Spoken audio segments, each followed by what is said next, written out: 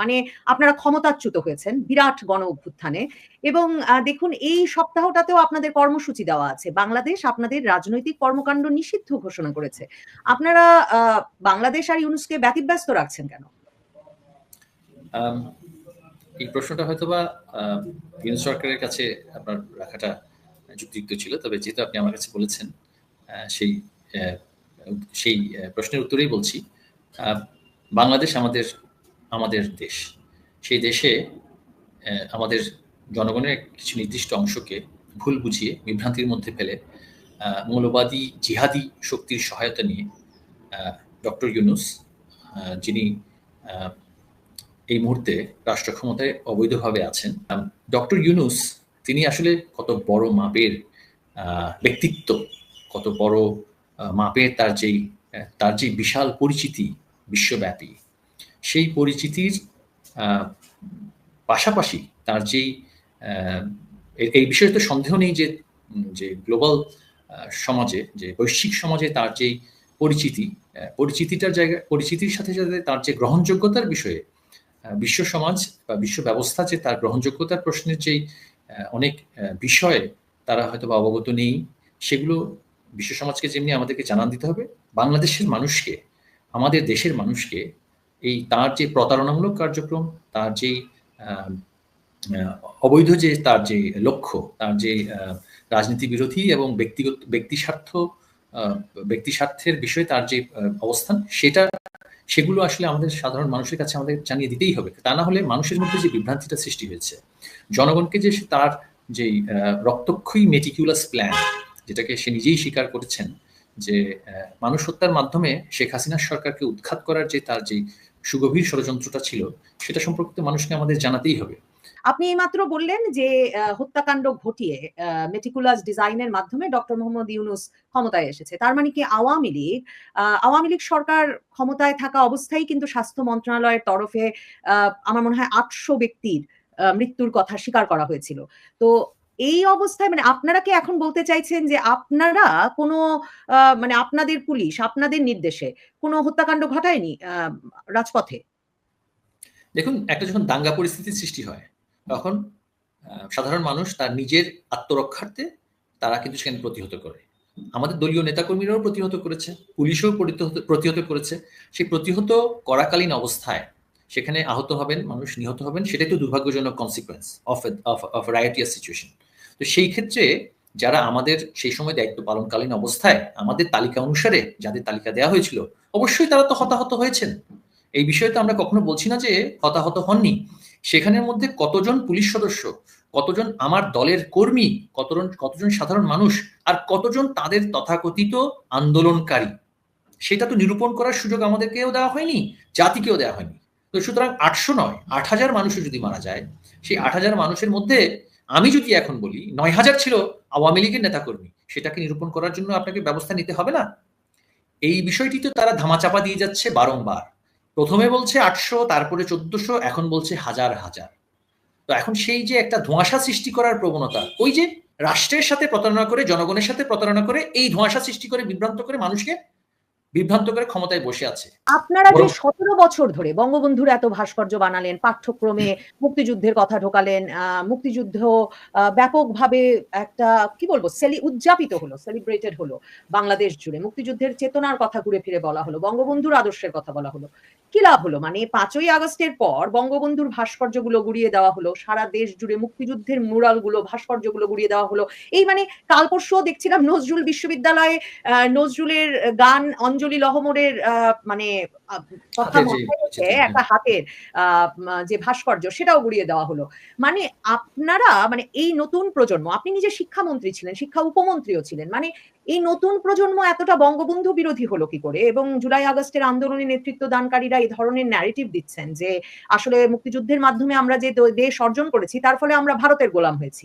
মানে আপনারা ১৭ বছর ধরে, আওয়ামী লীগ তো সারা জীবন বলল তারা আদর্শিক রাজনীতি করে, সেই আদর্শ ছড়িয়ে দিতে ব্যাপক ব্যর্থতার পরিণাম তো এটা। দেখুন, পাকিস্তানপন্থী একটি উগ্র জিহাদি গোষ্ঠী রাষ্ট্র ক্ষমতা দখল করেছে, তারা তো সেই ন্যারেটিভের কথাই বলবে। পাকিস্তানের এই যে ইউনুস, সে সর্বপ্রথম কন্ট্যাক্ট করলো হচ্ছে পাকিস্তানের প্রধানমন্ত্রী। পাকিস্তানের বিজয় হয়েছে, তথাকথিত স্বাধীনতার মাধ্যমে। পাকিস্তান বাংলাদেশকে দখল করেছে, তো সেই পাকিস্তানি মানসিকতার জিহাদিরা এই কথাই তো বলবে। এর থেকে আপনি কি আশা করেন? এবং একটা এই ধরনের না, মানে তারা দুর্ঘটনা, বলছে আমাদের স্বাধীনতার মাধ্যমে আমরা চিরতরে ভারতের গোলামে পরিণত হয়েছি। এটা কারা বলছে?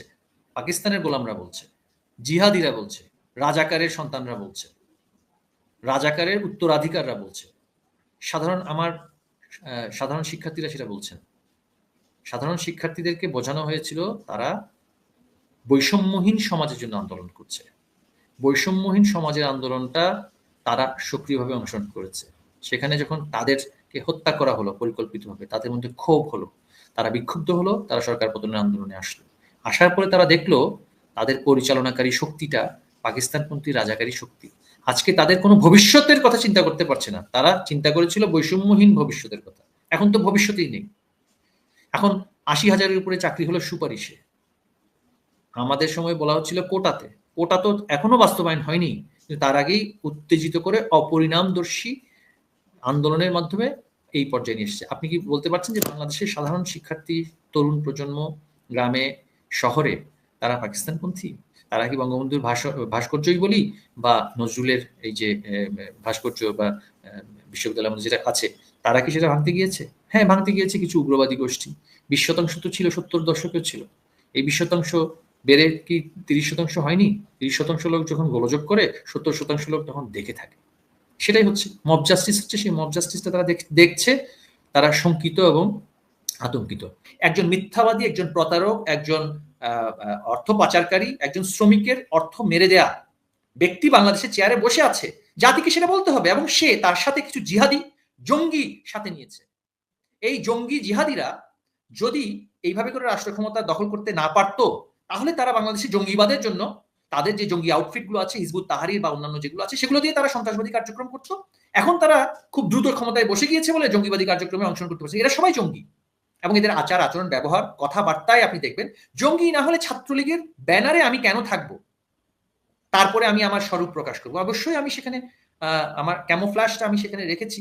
বাংলাদেশ একটা জঙ্গি গোষ্ঠীর, একটা প্রতারকের হাতে পড়েছে। সেই প্রতারকের হাত থেকে আমরা মুক্তি চাই। জাতিকে সে কথা তো আমাদের অবশ্যই বলতে হবে। ১৭ বছর ধরে আপনারা রাজনীতিতে জনগণের সাথে এতটা বিচ্ছিন্ন হয়ে পড়লেন কি করে? যে সকল ক্ষেত্রে আপনাদের সঙ্গে এ ধরনের প্রতারণা করা গেল এবং আপনারা সত্যিই তার মানে এখনো মনে করেন যে এই জুলাই আগস্টের আন্দোলনে সাধারণ জনগণের কোনো অংশগ্রহণ ছিল না? মানে সাধারণ জনগণের আওয়ামী লীগের প্রতি পুঞ্জীভূত ক্ষোভ, আ একতরফা নির্বাচন করা নিয়ে ক্ষোভ, এগুলোর কোনো প্রভাব ছিল না? এখানে আমাকে একটু, আপনি বোধহয় ভুল বুঝছেন। আমি বলছি না যে প্রভাব ছিল না। আমি বলছি যে সাধারণ জনগণের মধ্যে ক্ষোভ ছিল। সবচাইতে বড় ক্ষোভ ছিল কোটা সংস্কার নিয়ে। যে আমাদের আমাদের সরকারের সময় একটা বিশাল জনগোষ্ঠী কিন্তু শিক্ষা দীক্ষায় এগিয়ে গেছে। এবং গ্রামের একটি চাষী পরিবারের সন্তানও কিন্তু বিশ্ববিদ্যালয়ের দুয়ার অতিক্রম করে চাকরির অপেক্ষায় বসে আছে। আমাদের দলের নেতাকর্মী থেকে শুরু করে অনেকেই চাকরি, যারা শিক্ষার যেহেতু দুয়ার উন্মোচিত হয়েছে, উচ্চশিক্ষায় অনেক বিনিয়োগ হয়েছে, অনেক উচ্চশিক্ষিত ছেলেপেলে তারা কিন্তু চাকরির জন্য অপেক্ষা করছে। এমত অবস্থায় তাদের মধ্যে যখন বলা হয়েছে যে আওয়ামী লীগের লোকেরা কোটার নাম করে, মুক্তিযোদ্ধা কোটার নাম করে সকল চাকরি নিয়ে নিচ্ছে, স্বাভাবিকভাবেই তাদের মধ্যে ক্ষোভ সৃষ্টি হবে। অপপ্রচারের কারণে সেই ক্ষোভটা সৃষ্টি হয়েছিল, আমি বলছি না ক্ষোভ সৃষ্টি হয়নি, অবশ্যই ক্ষোভ হয়েছিল। এবং একই সময়ে আমাদের কিছু, আমি বলবো প্রাতিষ্ঠানিক ষড়যন্ত্র, বলতে পারেন প্রাসাদ ষড়যন্ত্র বলা যেতে পারে। আমাদের যারা শিক্ষক যারা ছিলেন বিশ্ববিদ্যালয়ের সময়, সেই শিক্ষকদের সাথে তাদের পেনশন নিয়ে, তাদের বেতন ভাতা নিয়ে একটি সম্পূর্ণ ইররেলেভেন্ট একটা ডিসপিউট সেখানে তৈরি হয়ে যায়, যার সাথে আসলে মানে সরকারের যে প্রিন্সিপাল পজিশন তার সাথে কোনো সমস্যাই ছিল না, কিন্তু শিক্ষকদের সাথেও এমন একটা পরিস্থিতি সৃষ্টি হলো যে সরকারের একটা অংশ সরকারকে বসাতে সক্ষম হলো। শিক্ষকদের দাবিটা মানা যাবে না, শিক্ষকরা গেলেন ধর্মঘটে। অনেক ছাত্র এই যে একটা যৌক্তিক দাবি, কোটার সংস্কার করতে হবে, এই যৌক্তিক দাবিটার পক্ষে তো আওয়ামী লীগের নেতাকর্মীরাও ছিল। তো যখন এটা নিয়ে মাঠে আসলো, সেই মাঠে আসার একেবারে শেষ দিন পর্যন্তই যদি আমি বলি, বিষয়টা কিন্তু সুনির্দিষ্ট ছিল, কিন্তু সরকার পতন নিয়ে নয়, সংস্কার নিয়ে। হ্যাঁ, পাশাপাশি মানুষের মধ্যে একটি সরকারের প্রতি সবসময় নানান ধরনের অভিযোগ থাকবে, ক্ষোভ থাকবে, সমালোচনা থাকবে, সেগুলো কিন্তু সংযুক্ত হয়েছে। সেগুলো মূল ফ্যাক্টর আমি বলছি না। মূল ফ্যাক্টরটা ছিল তরুণ প্রজন্মকে মাঠে আগ্রাসীভাবে নামিয়ে দেয়া। এবং স্বাভাবিকভাবে সেই তরুণ চাকরির জন্য বসে আছে, তাকে যখন বলা হচ্ছে আওয়ামী লীগের লোকেরা চাকরি নিয়ে যাচ্ছে এই কোটার নাম করে, সে তো বেরিয়ে আসবেই। সে আমার ছাত্রলীগের ছেলে কি বেরিয়ে আসেনি? দল ত্যাগ করে কি তারা মাঠে নামেনি? আমি তো সেটাকে অস্বীকার করছি না। আমি যেটা বলছি, আমাদের দুর্বলতা সবচেয়ে বড়টা ছিল সঠিক সময়ে আমাদের সেটা অনুধাবন করতে না পারা। আর এই ক্রান্তিকালীন সময়ে ক্রাইসিস ম্যানেজ করার ক্ষেত্রে গিয়ে অবশ্যই যে সমস্ত ঘটনার কারণে শিক্ষক, ছাত্র এবং সাধারণ মানুষের যে প্রাণহানি হয়েছে, এর মাধ্যমে তো ক্ষোভ বৃদ্ধি পেয়েছে, সেটা তো আমরা অস্বীকার করছি না। কিন্তু এইগুলো করার পেছনের যে শক্তিটি, যে ছাত্রদের মিছিলের মধ্যে সুনির্দিষ্টভাবে স্নাইপার রাইফেল দিয়ে একজন শিক্ষার্থীকে হত্যা করা, সেগুলোর তো বিচার করতে হবে, সেগুলো তথ্য অনুসন্ধান করে বের করতে হবে কারা করেছে। যদি আমি করে থাকি, আমি তখন সরকারের মন্ত্রী ছিলাম, আমি যদি করে থাকি, আমি ফাঁসি, যদি আমার ফাঁসির দণ্ড হয় আমি সেটা মেনে নেব, আমি ফাঁসির দণ্ড সেটা গ্রহণ করতে রাজি আছি যদি আমাকে সেখানে দোষী সাব্যস্ত করা হয়। আমি মুগ্ধর বাসায় গিয়েছি, মুগ্ধর পরিবারের সাথে কথা বলেছি, মুগ্ধর ভাই স্নিগ্ধ সেখানে সেদিনের ঘটনা আমাকে পুঙ্খানুপুঙ্খ বর্ণনা করেছে এবং সে আমাকে অনুরোধ করেছে আপনারা এটা নিয়ে দয়া করে কোনো আলোচনা করবেন না। কেন? প্রথমত মুগ্ধ একটা স্ট্যাটাস দেয় ফেসবুকে, সেই স্ট্যাটাসটা কি ছিল? সে শিবিরের প্রতি সে সুনির্দিষ্টভাবে হুঁশিয়ারি দিচ্ছে যে আমাদের ছাত্রদের একটি স্বতঃস্ফূর্ত আন্দোলনকে আপনারা রাজনৈতিক রূপ দিতে চাচ্ছেন, এটা আমরা মেনে নেব না, এটা আমাদের বৈধ যৌক্তিক আন্দোলন, সেখানে আপনারা রাজনৈতিক রূপ দিয়ে সেটাকে নৃশংস সহিংস করতে চাইছেন, সেটা আমরা মেনে নেব না। এটা ছিল মুগ্ধর সর্বশেষ ফেসবুক স্ট্যাটাস। সেটা শেখ হাসিনা সরকারের বিরুদ্ধে ছিল না, সেটা ছিল যেই রাজনৈতিক অপরাজনৈতিক শক্তি এইটিকে নৃশংস ব্লাড বাথে পরিণত করে আজকের এই পর্যায়ে এনেছে, তাদের প্রতি সতর্কবার্তা। এবং মুগ্ধর ভাই স্নিগ্ধ আমাকে বলছিল যে যখন মুগ্ধ সেখানে বাণী বিতরণ করার পরে সেখানে তারা হেঁটে হেঁটে যাচ্ছিল, হঠাৎ করে বহু উচ্চ একটা একটা উচ্চ দালান থেকে একটি গুলি, এখানে কিন্তু ছড়রা গুলি হয়নি, এখানে কিন্তু উপর্যুপুরি গুলি হয়নি, একটি স্পেসিফিক বুলেট এসে মুগ্ধর মাথায় লাগে এবং সে সেখানে লুটিয়ে পড়ে।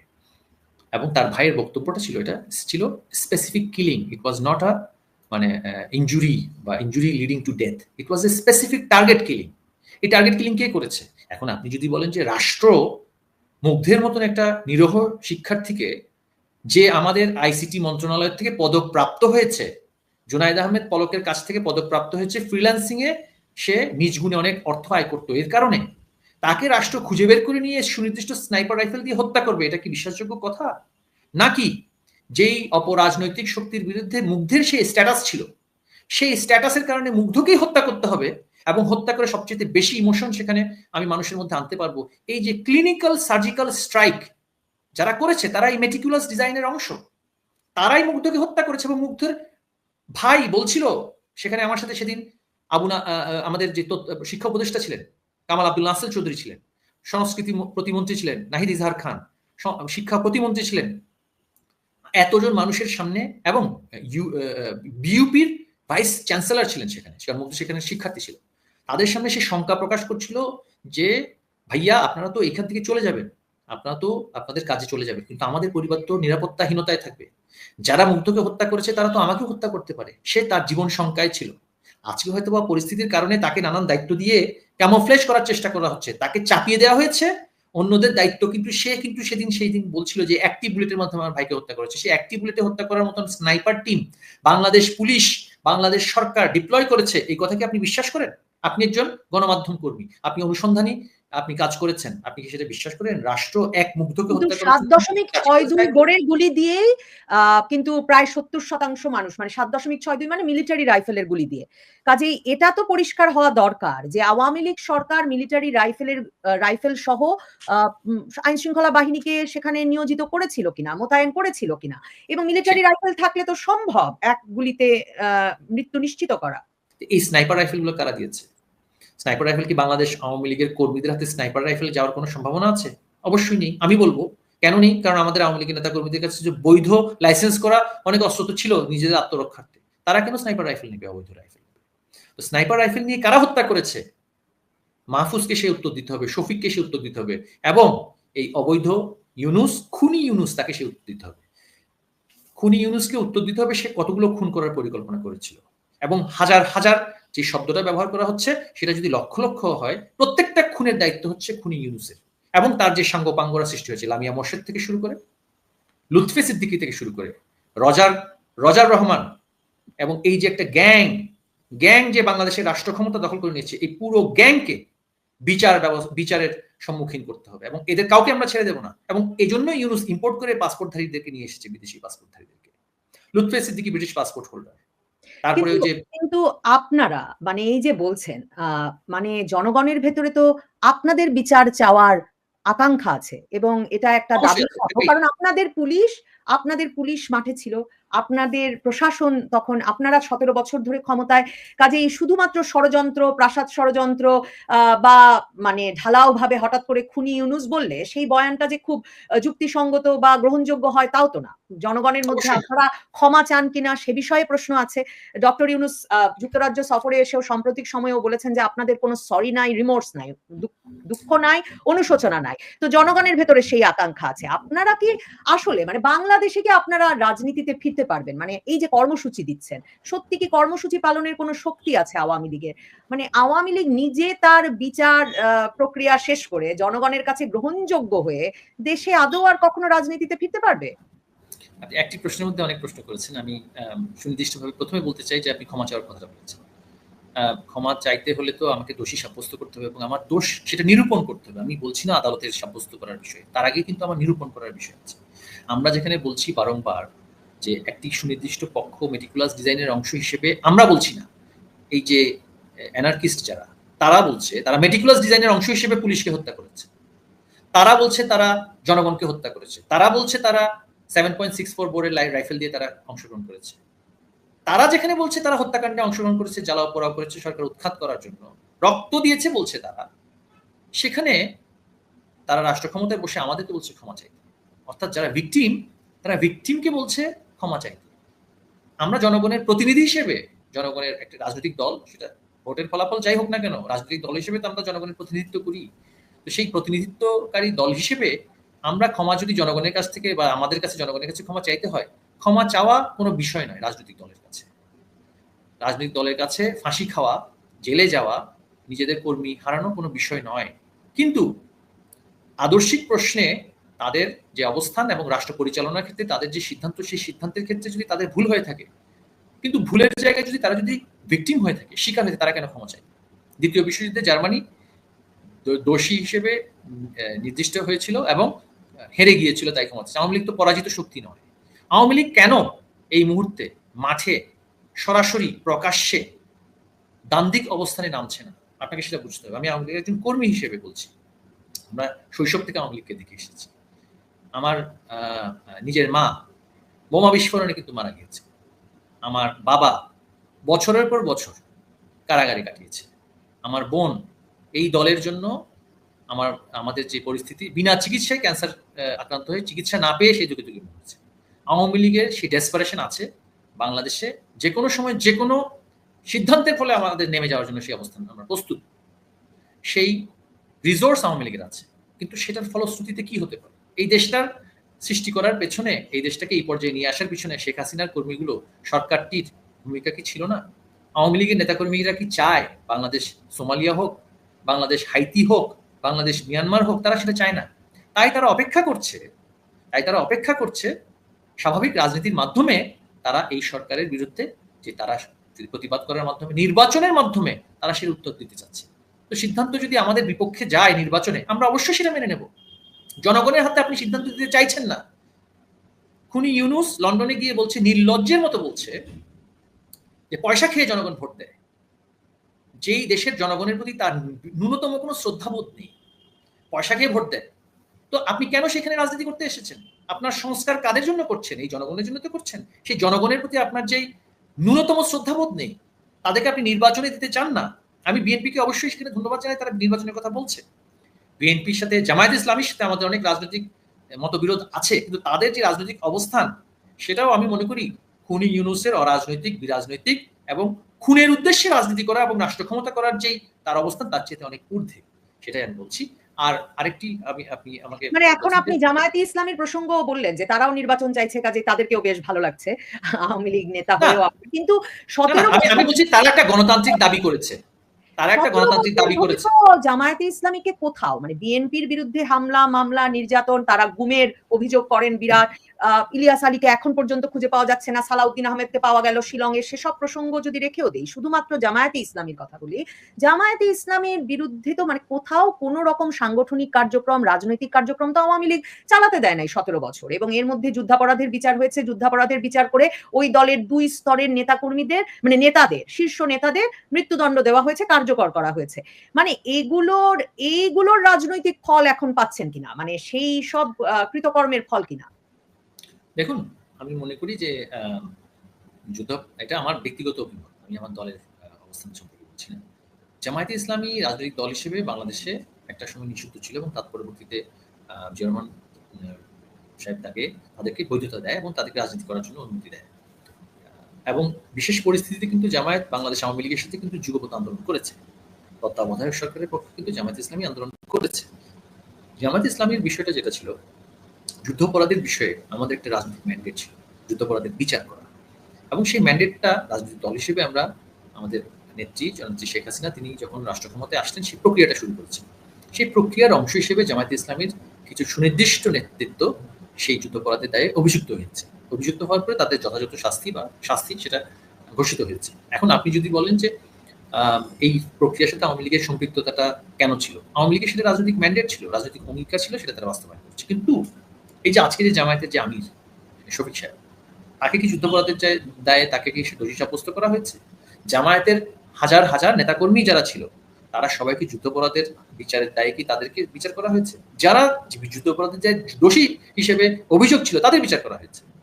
6 জন তাদের যে শীর্ষস্থানীয় নেতৃত্ব তাদেরকে দোষী সাব্যস্ত করা হয়েছে। কিন্তু দল হিসেবে জামায়াত ইসলামী তো 2024 সালের 3 তারিখ পর্যন্ত অগাস্টের তারা তো বৈধ দল ছিল, আমরা তো নিষিদ্ধ করিনি। কিন্তু আজকে তাদের সমর্থনপুষ্ট সরকার এসে 1 বছরে লাগায়নি আওয়ামী লীগকে, 1 বছরে তাদের প্রয়োজন হয়নি, আওয়ামী লীগকে তারা নিষিদ্ধ করে দিয়েছে। তো সেখানে সহনশীলতার জায়গা যদি আমি বলি, আমি একটি দলকে কিন্তু 15 বছর আমরা সরকারে থাকা অবস্থায় কিন্তু নিষিদ্ধ করিনি। আদালত বলেছে নিষিদ্ধ করা কেন হবে না সেটা পেন্ডিং আছে। আওয়ামী লীগ কিন্তু নিষিদ্ধ করেনি। জামায়াত ইসলামীর সংসদ সদস্যরা তো 2014 সাল পর্যন্ত সংসদে ছিলেন, তাদের কেউ কি অ্যারেস্ট হয়েছে? সংসদ সদস্য জামায়াত ইসলামের ছিলেন সংসদ সদস্য, সেখানে 14 সালে তারা নির্বাচনে অংশগ্রহণ করেনি, বিএনপির সাথে যুগপৎ আন্দোলন করেছে, জ্বালাও পোড়াও যে মামলাগুলো হচ্ছে, সারা দেশে প্রায় 14,000 লোক হত্যা করা হয়েছে, নিহত হয়েছে, সেটা আমরা ভুলে গিয়েছি। এখন আমরা বলছি হাজার হাজার লোকের কথা। তারাও তো 2013-তে শাপলা গণহত্যার কথা বলছেন। শাপলা গণহত্যার অবশ্যই ডক্টর ইউনূস, হেফাজতে ইসলাম, জামায়াতে ইসলামী সবাই। তো গণহত্যা যদি হয়ে থাকে তালিকা দিন না কতজনকে হত্যা করা হয়েছে। সেই তালিকা তো আজ পর্যন্ত আমরা দেখিনি। আমরা দেখেছি হাইতিতে ভূমিকম্পে মারা যাওয়া মানুষের লাশের তালিকা আদিলুর রহমানের এনজিও গুগল থেকে প্রিন্ট করে দিয়ে বেড়াচ্ছে। প্রত্যেকটা মাদ্রাসাতে তো শিক্ষার্থীর সংখ্যা লেখা আছে, কতজন শিক্ষার্থী সেখানে পড়ে, তারা সেখানে কওমি মাদ্রাসাগুলো থেকে হেফাজতে ইসলামের নেতারা তাদেরকে ডেকে এনেছিল। কতজন শিক্ষার্থী মিসিং আর কতজন শিক্ষার্থী আপনার এখনো সেই আন্দোলনের পরে সেখানে শিক্ষা গ্রহণ করছে, সেটা তো খুবই সহজেই বের করা যায়, কথা বললে তো হবে না। সেই তালিকা তো বের করা যায়। গণহত্যার দায়ে যদি 10 জনও কিন্তু গণহত্যা হতে পারে যদি সুনির্দিষ্ট ব্যক্তি গোষ্ঠীকে আমরা যদি টার্গেট করে থাকি। তো সেটা দেখাক, নামগুলো দেখাক, নামগুলো তো দেখতে চাই আমি। কিন্তু আপনি এখন তো বিচার তো দূরের কথা, কথাই বলতে দিচ্ছেন না। এর ফলশ্রুতিতে যেটা হচ্ছে, আওয়ামী লীগ একটি সংবিধান মানা, রাষ্ট্র মানা, আইন মানা রাজনৈতিক দল, তাকে যখন আপনি পরিণত করতে চান একটা আন্ডারগ্রাউন্ড পার্টিতে, এর ফল তো আপনাকে ভোগ করতেই হবে। কিন্তু আপনি তো ভোগ করবেন না, আপনি বিদেশে পালিয়ে যাবেন, আপনার 14 গোষ্ঠী সকলের বিদেশি পাসপোর্ট আছে, আপনি চলে যাবেন। কিন্তু আওয়ামী লীগ দেশে যাবে এবং এর প্রত্যেকটা ঘটনার বিচার করবে। আওয়ামী লীগ মব জাস্টিস করবে না, তবে বিচার করবে। কোনো রজার রহমান, কোনো লুৎফির রহমান পার পাবে না, এটা আমাদের প্রতিজ্ঞা জনগণের কাছে। এই যে পালিয়ে যাওয়ার কথা বলেন, মহিবুল হাসান চৌধুরী নফেল, আপনি আপনার বাবার কথা বলছিলেন, মানে চট্টগ্রামের বাংলাদেশের প্রবাদ প্রতিম নেতা মহিউদ্দিন চৌধুরী, আপনি আপনার পরিবারের ত্যাগ স্বীকারের কথা বলছেন আওয়ামী লীগ রাজনীতির জন্য। কিন্তু আপনি 5ই আগস্টের পট পরিবর্তনের পর তো কলকাতায় চলে এলেন, মানে আপনি বলছেন খুনি ইউনূস পালিয়ে যাবেন, মানে আপনার ভাষায়। হ্যাঁ, তো আপনারা পালালেন কেন? শেখ হাসিনা ভারত চলে গেলেন কেন? তিনি পালালেন কেন? দেখুন, এমন একটা পরিস্থিতি সেখানে সৃষ্টি হয়েছে যেখানে আমাদের প্রত্যেককে হত্যা করে শাহবাগে ঝুলিয়ে দেওয়ার কথা হয়েছে। আমাদের শত শত নেতাকর্মীকে হত্যা করা হয়েছে। যখন এই হত্যাযজ্ঞ শুরু হয়েছে, আমার ঘর বাড়ি জ্বালিয়ে দেওয়া হয়েছে, আমাদের বহু নেতাকর্মীকে হত্যা করা হয়েছে। সেদিনই এক রাতের ব্যবধানে যত হত্যাযজ্ঞ হয়েছে, এমন এমন পরিস্থিতিতে, যেহেতু আমার নিজের পরিবার ছিল, আমার দুটো মেয়ে আছে, আমার স্ত্রী আছে, তাদের প্রতি তো আমার ন্যূনতম দায়বদ্ধতা আছে, বেঁচে থাকার দায়বদ্ধতা তো আছে। বেঁচে থাকার প্রয়োজনে, আত্মরক্ষার প্রয়োজনে আত্মগোপনে যেতে হয়েছিল। আমার বাবা মুক্তিযোদ্ধা ছিলেন, সরাসরি ফ্রন্টে যুদ্ধ করেছেন, এক্সপ্লোসিভ এক্সপার্ট ছিলেন। তিনিও 75-এর 15ই আগস্টের পরে বাংলাদেশে থাকতে পারেন।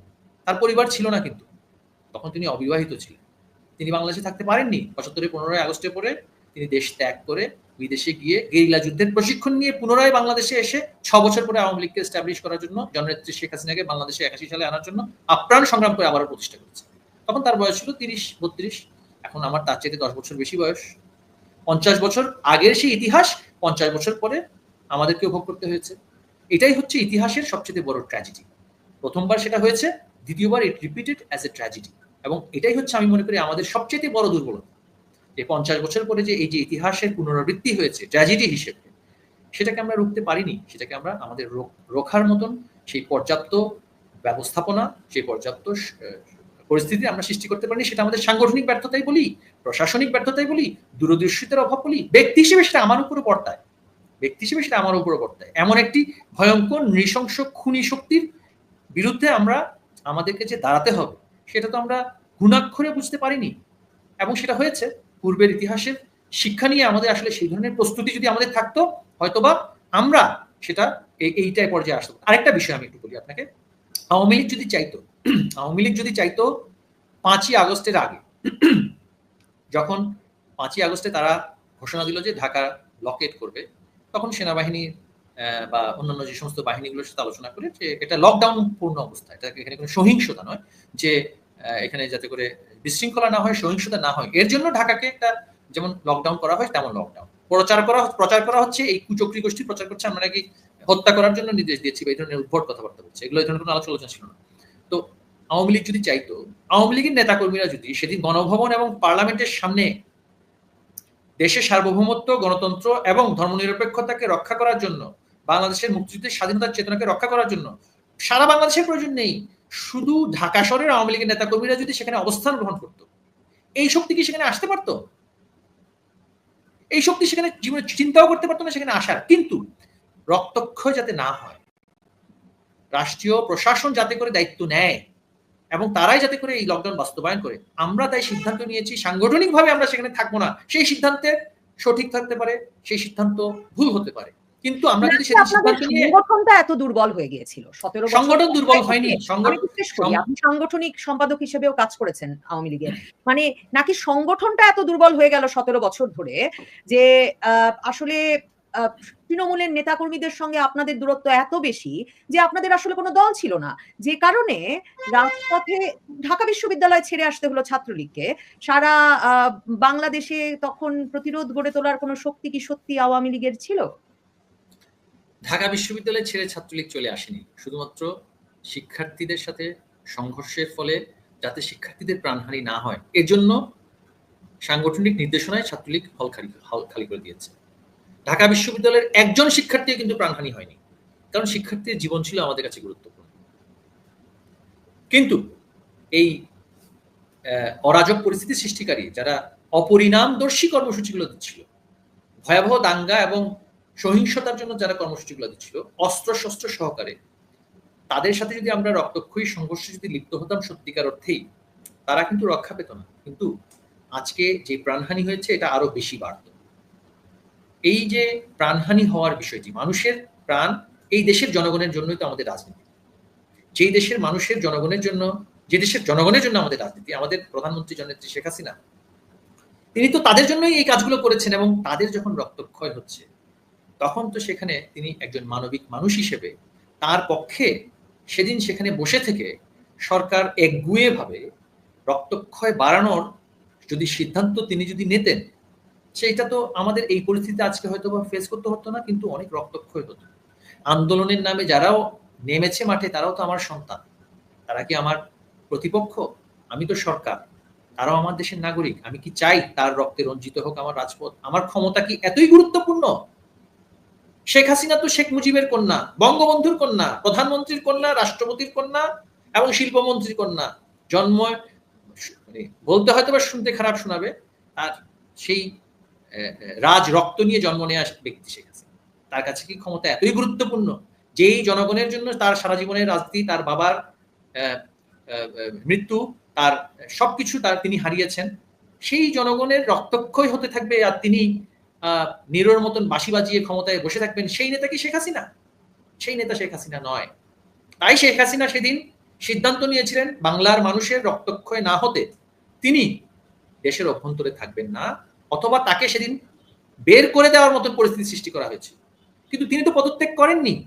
তার যে সিদ্ধান্ত, আমি যতটুকু বুঝি নফেল, এখানে যদি একটু থামাই, মানে কে বের করে দিল?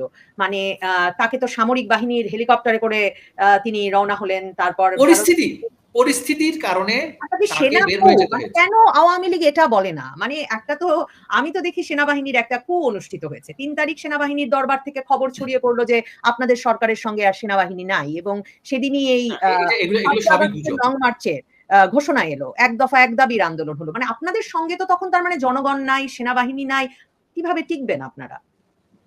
দেখুন, সেনাবাহিনী নেই বা জনগণ নেই, এগুলো সবগুলোই হচ্ছে এই গোষ্ঠীর একটা প্রচার। আমাদের সরকারের পতন হয়েছে ঢাকা শহরে। আমি চট্টগ্রামের মানুষ, আমি চট্টগ্রাম শহরের সংসদ সদস্য। চট্টগ্রামে কিন্তু সরকারের পতন তো দূরের কথা, এই অপরাজনৈতিক শক্তি দাঁড়াতেও পারেনি, সেভাবে দাঁড়াতে পারেনি, একদিনের জন্য বন্দর বন্ধ করতে পারেনি। ঢাকা চট্টগ্রাম রাস্তা, যেটা দেশের মেরুদণ্ড বলা হয়ে থাকে, সেটা বন্ধ করতে পারেনি। শুধুমাত্র ঢাকায় আমরা পরিস্থিতির শিকার হয়েছি, এবং সেই পরিস্থিতি কারা সৃষ্টি করেছে আপনি দেখেছেন। ঢাকা চট্টগ্রাম মহাসড়ক সহ মানে শুধুমাত্র যাত্রাবাড়িতে যুদ্ধাবস্থা বিরাজ করেছে, এবং যাত্রাবাড়িতে কারা সেটা করেছে আপনি সেটা দেখেছেন। এখন একটা গৃহযুদ্ধপূর্ণ পরিস্থিতির দিকে দেশ এগিয়ে যাচ্ছিল, গৃহযুদ্ধপূর্ণ। এমত অবস্থায় সেনাবাহিনীকে মোতায়েন করা হয়েছে স্থিতাবস্থা বজায় রাখতে, শান্তিপূর্ণ অবস্থা বজায় রাখতে।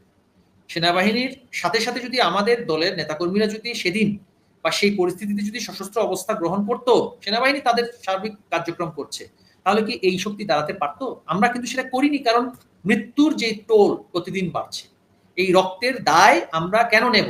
যারা এই রক্ত ক্ষয়ের জন্য ষড়যন্ত্র করেছে তাদের সেই দায় নিতে হবে, ইউনূসের সেই দায় নিতে হবে, জিহাদিদের সেই দায় নিতে হবে। আমি একটি ভারতীয় সংবাদ মাধ্যমে বলেছি, Yunus is the new Jinnah. Jinnah যেমনি করে ব্যক্তি জীবনে নাস্তিক, কিন্তু রাজনৈতিক জীবনে ইসলামকে ব্যবহার করে সে ভারতবর্ষের বিভাজন ঘটিয়ে নিজের প্রধানমন্ত্রী পদ, গভর্নর জেনারেল হয়েছে, ইউনূস তার ব্যক্তি স্বার্থ চরিতার্থ করার জন্য যে জীবনে কোনোদিন নামাজ পড়তে আমরা তাকে দেখিনি। ইউনূস সরকারের এই কুচক্রীরা আমাকে বানিয়েছে ইস্কনের, সনাতন ধর্মীয় সংগঠন ইস্কনের গোপন ষড়যন্ত্রকারী। আমি চট্টগ্রাম শহরের 3টা ওয়াকফ স্টেটের মতোয়াল্লি, গরিবুল্লাহ শাহ মাজার, আমাদের শেখ ফরিদ চশমা মসজিদ, এবং আমার ওয়ালিখা মসজিদ। চট্টগ্রাম শহরের সেই মসজিদগুলো, তাদের নান্দনিক সৌন্দর্য, তাদের যে আধ্যাত্মিক প্রভাব চট্টগ্রাম শহরের সকলেই জানে। তাকে আমাকে বানিয়েছে তারা সনাতন একটি সংগঠনের নাকি আমি গোপন এজেন্ট। এই অপরাজনৈতিক অপশক্তিকে ব্যবহার করে নাস্তিক ইউনূস আজকে ক্ষমতায় বসেছে। জীবনে তাকে আমরা কখনো নামাজ পড়তে দেখিনি, জীবনে তাকে আমরা কখনো স্মৃতিসৌধে গিয়ে বাংলাদেশের স্বাধীনতা সার্বভৌমত্বের প্রতি পুষ্পস্তবক অর্পণ করা, আমাদের স্বাধীনতার প্রতি সম্মান প্রদর্শন করতে আমরা দেখিনি। এই প্রতারক আজকে এই জিহাদিদের সাথে নিয়ে ক্ষমতায় বসে আছে। এর সব বিচার হবে, এর সব উত্তর দিতে হবে। আমাদের সাথে জনগণ নেই বলছেন, ঠিক আছে, নির্বাচন দিন, নির্বাচনটা দিন, জনগণ যে নেই সেটা তো প্রমাণ করতে হবে। এখন আপনি নির্বাচন আজকে না কালকে, ডিসেম্বর না ফেব্রুয়ারি, ফেব্রুয়ারি না জুন মাস, নানান ধরনের কথা বলছেন। কারণ আপনি জানেন, আপনি হাটাজারি উপজেলা ইউনিয়নের ইউপির নির্বাচন করলে আপনি পারবেন না ইউনূস সাহেব। 2 বছর কোভিড গেল, রূপায়ণ টাওয়ারে আপনি বসেছিলেন, নির্বাচন করবেন কেন? ওনাকে তো উনি তো নির্বাচনের ঊর্ধ্বে, ওনাকে বসিয়েছেন, উনি তো আল্লাহ পাক রব্বুল আলামিন যেন ওনাকে ক্ষমতায় বসিয়ে দিয়েছে। এটাই হচ্ছে ওনার যে সমস্ত কিছু কুচক্রী প্রচারক তারা নির্ধারণ করছে, তাদেরকে সেটা বলছেন যে তাকে নবুয়তের মতন করে নাকি বসিয়ে। কি নিকৃষ্ট কথা, কি নিকৃষ্ট কথা, তাকে সেভাবে করে তুলনা করা হচ্ছে, যে কিনা দ্বীনে ইসলামের অনেক বেসিক টেনেটসের বিরুদ্ধে তার যে অবস্থা। আমি সেদিকে যাচ্ছি না। আমাদের বক্তব্য হচ্ছে, আওয়ামী লীগ বাংলাদেশের সাধারণ মানুষের রাজনীতি করে। আওয়ামী লীগ রাষ্ট্র পরিচালনায় দীর্ঘদিন ছিল, বঙ্গবন্ধুর কন্যা প্রধানমন্ত্রী ছিলেন, তিনি তো ফেরেশতা নন। আওয়ামী লীগের নেতাকর্মীরাও ফেরেশতা নন, আমি মন্ত্রী হিসেবে ফেরেশতা নন। আমাদের সকলেরই ভুল হবে। রাষ্ট্র পরিচালনার ক্ষেত্রে, নীতি প্রণয়নের ক্ষেত্রে পৃথিবীর কোন দেশে কোন নীতি শতভাগ সফল হয় না। ডোনাল্ড ট্রাম্প নীতি ঘোষণা করলেন না ট্যারিফে, শেষ পর্যন্ত সব তো পরিবর্তন করতে হয়েছে। আমাদের নীতি প্রণয়নের ক্ষেত্রে ভুল হয়ে থাকতে পারে, দুর্নীতি নিয়ন্ত্রণের ক্ষেত্রে অনেক গাফিলতি আছে, আমি নিজে বলি, গভর্নেন্সের ক্ষেত্রে, কিন্তু যে কোনো সময়ে 52 বছরের ইতিহাস পর্যালোচনা করলে সবচেয়ে সফল সরকারটাও তো আমরা পরিচালনা করেছি। সেই বেনিফিট আমাদেরকে তো দিতে হবে, জনগণ সেটা দেবে। দুর্নীতির কথা তো আমরা নিজেরা বলেছি, আমাদের এমপিরা সংসদে বলেছে। আমি নিজে সরকারের মন্ত্রী হয়ে রাজুকে আমাকে 50,000 টাকা ঘুষ দিতে হয়েছে আমার ফ্ল্যাটের নিবন্ধন নেওয়ার জন্য, মিউটেশনের অনুমতি নেওয়ার জন্য। এই দুঃখের কথাকে আমি কাউকে বলতে পেরেছি? পারিনি।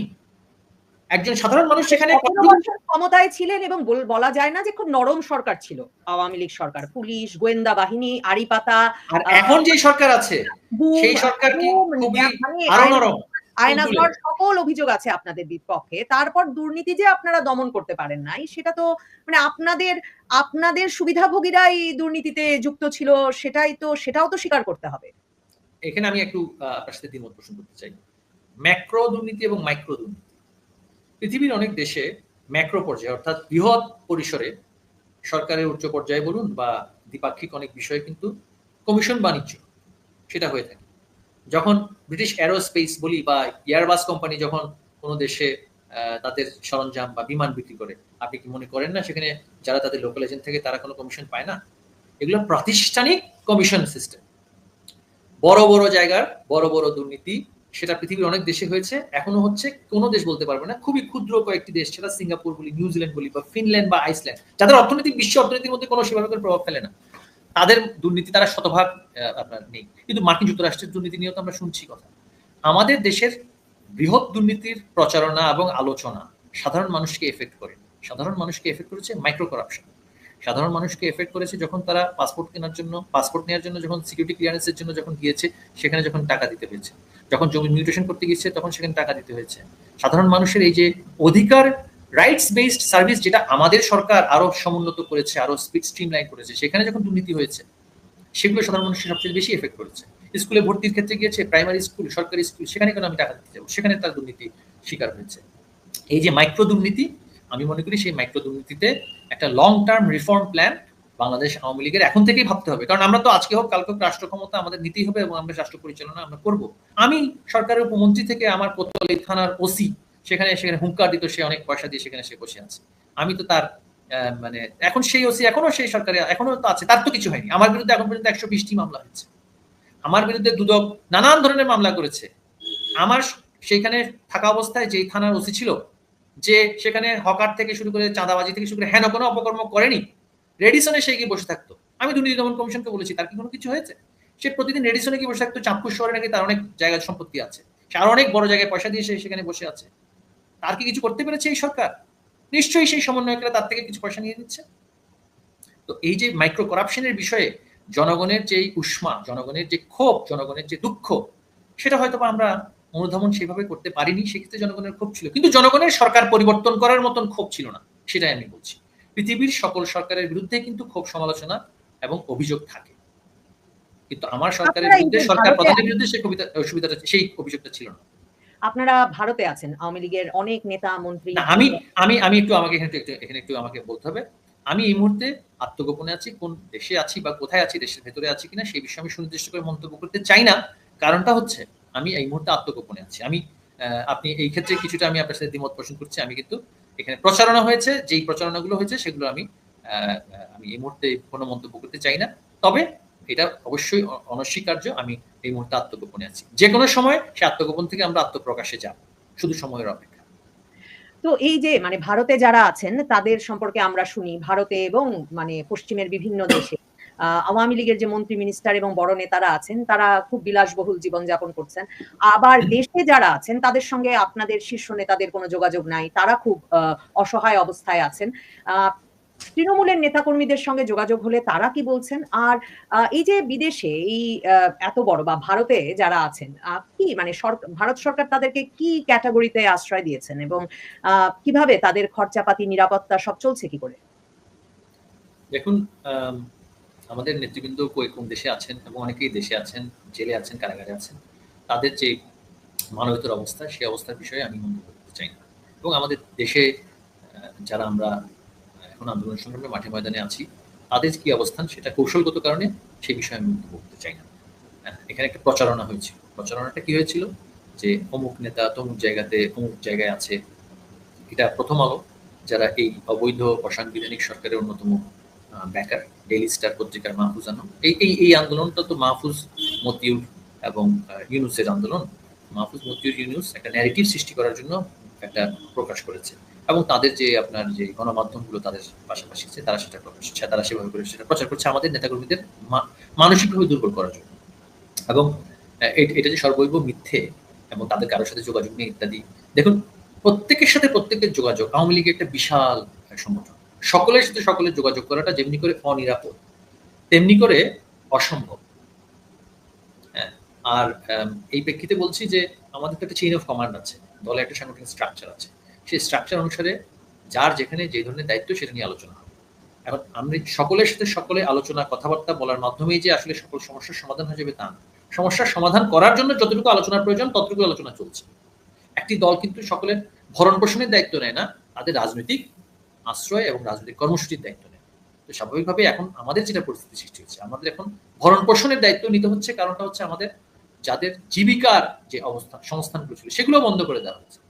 বিএনপি, জামাত ১৭ বছর ক্ষমতার বাইরে ছিল, তাদের ঘর বাড়ি বলি বা তাদের ব্যবসা প্রতিষ্ঠান, তাদের চাকরি, সেগুলো থেকে আমাদের সরকারের সময় কোনো ধরনের কোনো ব্যবস্থা নেওয়া হয়েছে? অবশ্যই নেওয়া হয়নি। এখন মব করে বঙ্গবন্ধুর বাড়ি পর্যন্ত সেখানে বুলডোজার দিয়ে গুড়িয়ে দেওয়া হচ্ছে।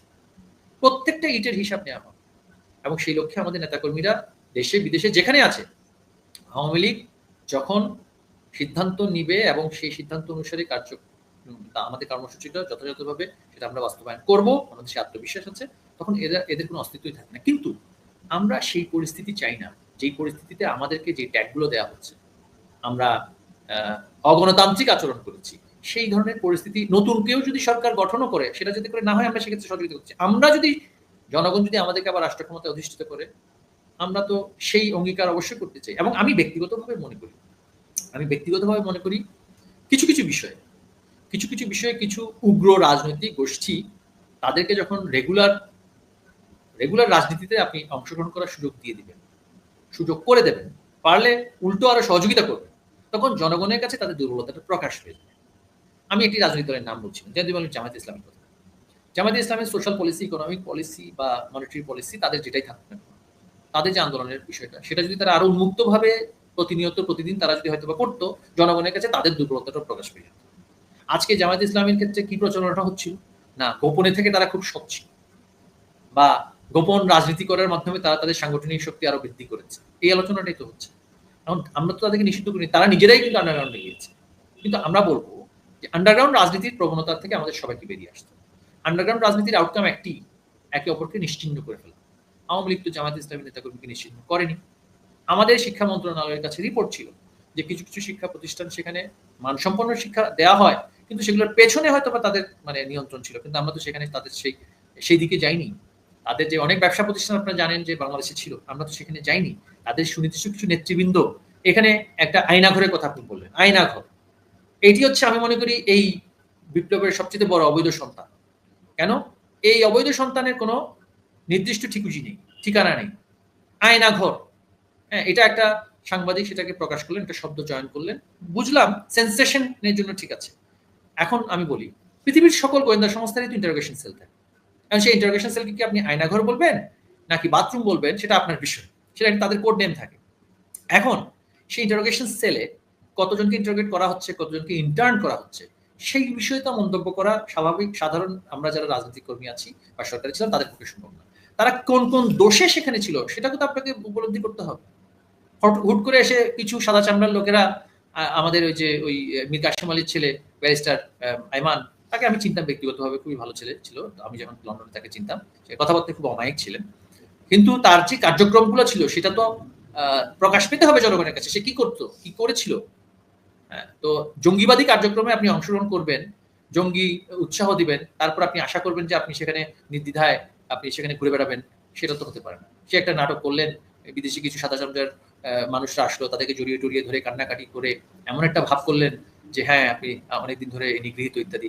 আমি কনসেপচুয়ালি আমরা তো সকলেই মানবাধিকার, গণতন্ত্র, আইনের শাসন, এগুলোর প্রশ্নে আমাদের অবস্থান সবসময় শক্তিশালী, এবং আমরা যদি সেখানে কোনো অবিচার হয়ে থাকে, সেখানে যদি কোনো মানবাধিকার মাসের পর মাস কাউকে আটকে রাখেন, সেটা কি কি জিজ্ঞাসাবাদ করতে হয় মাসের পর মাস আটকে রেখে? আমি যদি এখন আপনাকে বলি যে মার্কিন যুক্তরাষ্ট্র যে মানে আপনি দেখেন অবস্থাটা এমন যে যদি 5ই আগস্ট আওয়ামী লীগ সরকারের পতন না হয় তাহলে গোলাম আজমের ছেলে আর মীর কাসেম আলীর ছেলে তার মানে আর কোনোদিন আপনাদের আয়নাঘর বলেন, আপনার ভাষায় ইন্টারোগেশন সেল বলেন, সেটা থেকে আর কোনোদিন বের হতে পারতেন না। সেই বিষয়ে ব্যক্তি বিশেষের বিষয়ে আমি সুনির্দিষ্ট মন্তব্য করতে চাচ্ছি না, ব্যক্তি বিষয়ে মন্তব্য করবো না। তবে তাদের যে কার্যক্রমটা ছিল সেই কার্যক্রমের বিষয়ে তো জনগণকে উন্মুক্ত করে কিছু বলার সুযোগ আমাকে দিতে হবে, সেই দায়িত্ব আমি প্রাপ্ত নই। কিন্তু আমি এটাও বলতে চাই যে মার্কিন যুক্তরাষ্ট্র এখনো গুয়ান্তানামো বেতে ভয়ঙ্কর জঙ্গিদের কিন্তু আটকে রেখেছে। অনেকের কাছে তারা প্রফেসর, ফিলোসফার, ইঞ্জিনিয়ার ইত্যাদি সায়েন্টিস্ট। মার্কিন যুক্তরাষ্ট্রের সরকারের কাছে এখনো তারা সন্ত্রাসবাদী কার্যক্রমের প্রেরণা।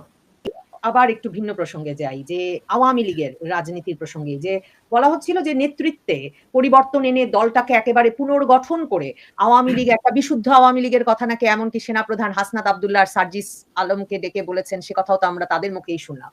কিন্তু এখন ওবায়দুল কাদের যখন ভারতীয় সংবাদ মাধ্যম, পরে বাংলাদেশের সংবাদ মাধ্যমগুলোকেও তিনি যখন সাক্ষাৎকার দেওয়া শুরু করলেন, তখন মানে তিনি বলছেন যে তিনি সাধারণ সম্পাদক আছেন, আগামী কাউন্সিলের আগে তো কোনো দলে পরিবর্তন নাই। তো দলের এই যে সাংগঠনিক নেতৃত্বে কোনো পরিবর্তন নাই, সেটাকে আপনাদের দলীয় নেতাকর্মীরা কিভাবে দেখছেন? মানে দলটা আসলে আপনাদের কতটা গোছানো হয়েছে এই 10 মাসে, নাকি একেবারেই আসলে বিপর্যস্ত অবস্থায় আছে?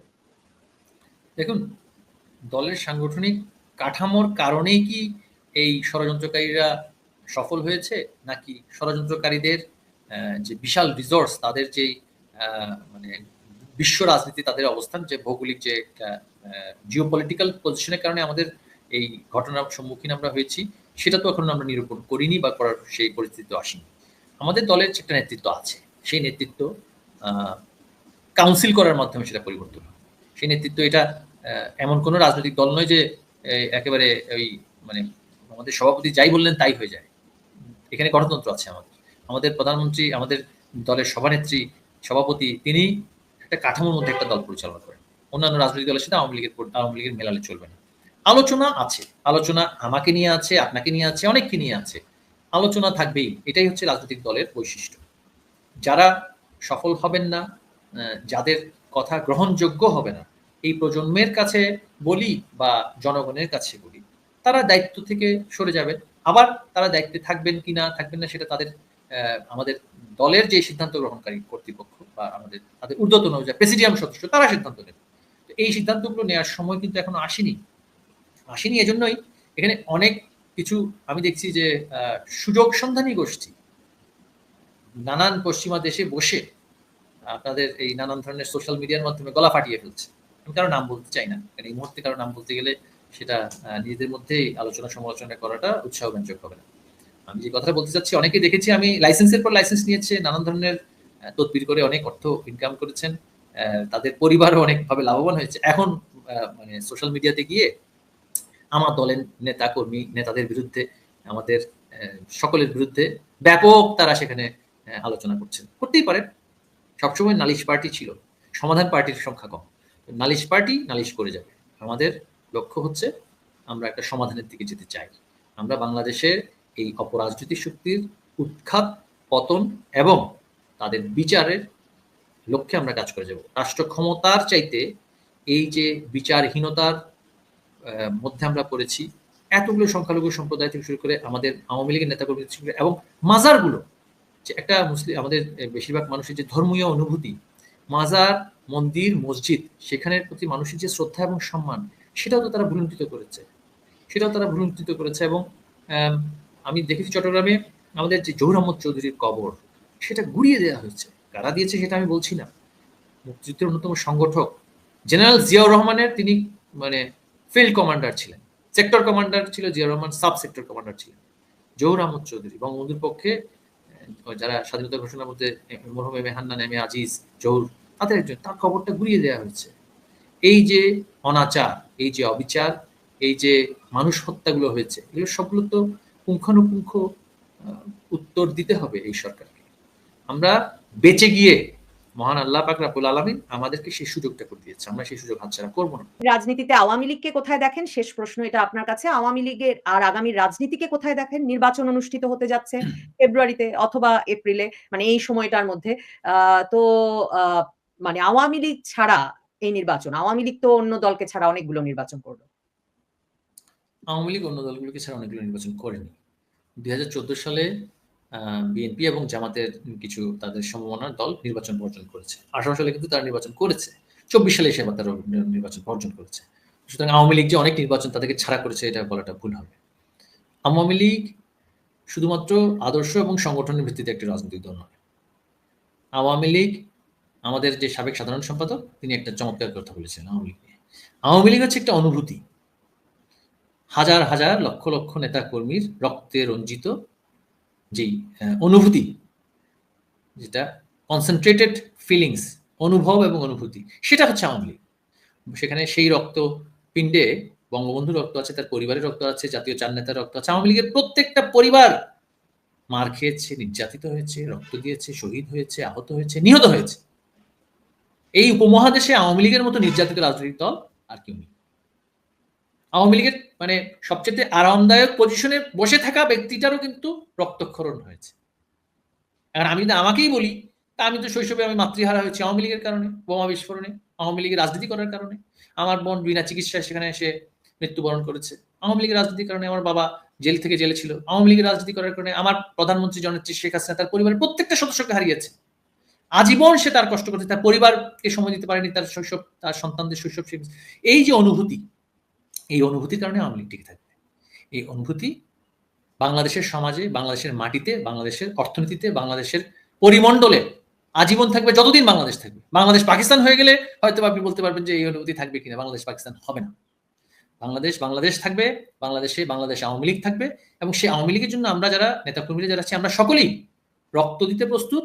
এবং শেখ হাসিনার আহ্বানে আমি আপনাকে আজকে এখানে বলে দিতে চাই, কালকে যদি সেই প্রক্রিয়ায় আমরা যাচ্ছি না, আওয়ামী লীগের সভানেত্রী নেত্রী বঙ্গবন্ধুর কন্যা শেখ হাসিনা যদি আগামীকাল যদি সিদ্ধান্ত দেন, ঘোষণা দেন, বাংলাদেশে আমরা অস্ত্র নিয়ে পুনর্বার মুক্তিযুদ্ধ করব, সেটা ২৪ ঘন্টার মধ্যে সেটা সম্ভব। মানে আপনাদের হাতে অস্ত্র আছে? অস্ত্র জোগাড় করা তো কোনো বিষয় নয়। এই সন্ত্রাসীরা অস্ত্র জোগাড় করেছে না? এই সন্ত্রাসীরা অস্ত্র জোগাড় করে, স্নাইপার রাইফেল জোগাড় করে আমাদেরকে হত্যা করেছে না? কিন্তু আমি কি রক্তক্ষয়ী চাই? কিন্তু আমি কি গৃহযুদ্ধ চাই? কিন্তু আমি কি সহিংসতা কি চাই? আমরা তো সেটা চাই না। আমরা এই দেশকে ভালোবাসি। এই দেশের রাজনীতিতে আবার সুপ্রতিষ্ঠিত হব, রাজনীতি করব। গণতান্ত্রিক পরিবেশে আওয়ামী লীগ পুনরায় বাংলাদেশের মানুষের কাছে তাদের দাবি নিয়ে গিয়ে, রাষ্ট্র ক্ষমতা নিয়ে গিয়ে তাদেরকে সার্ভ করবে, সেটা আমরা জানি। এই জন্য এরা নির্বাচন দিচ্ছে না। 65% মানুষ চুপ করে আছে। ভোট দিন কালকে, 65% মানুষ আওয়ামী লীগের পক্ষে দেয় কি দেয় না সেটা তো প্রকাশ হয়ে যাবে। শফিক আর ইউনুস আর মতিয়ার মাহফুজ তাদের দৌড় কতটুকু সেটা প্রকাশ হয়ে যাবে। আমি বিএনপি জামাতের বিরুদ্ধে কিছু বলছি না, জাতীয় পার্টির ব্যাপারে বলছি না। আমরা বলছি গণতন্ত্রে বিশ্বাস করলে ভোট দিন, ভোট দিয়ে দেখুন আওয়ামী লীগের দৌড় কতটুকু।